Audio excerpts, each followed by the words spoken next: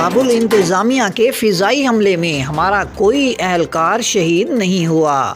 افغان طالبان نے کابل انتظامیہ کے دعوے کو بے بنیاد اور من گھڑت قرار دے دیا۔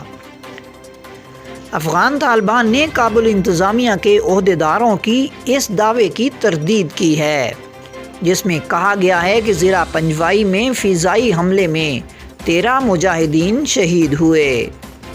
طالبان رہنما قاری یوسف کے مطابق دشمن کا دعویٰ من گھڑت اور بے بنیاد ہے۔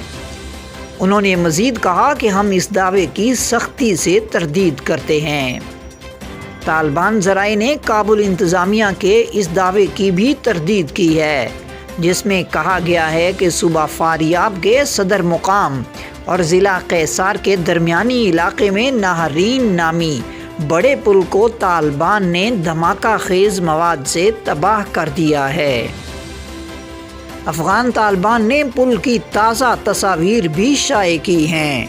تصاویر میں واضح طور پر دیکھا جا سکتا ہے کہ پل اصلی حالت میں موجود ہے۔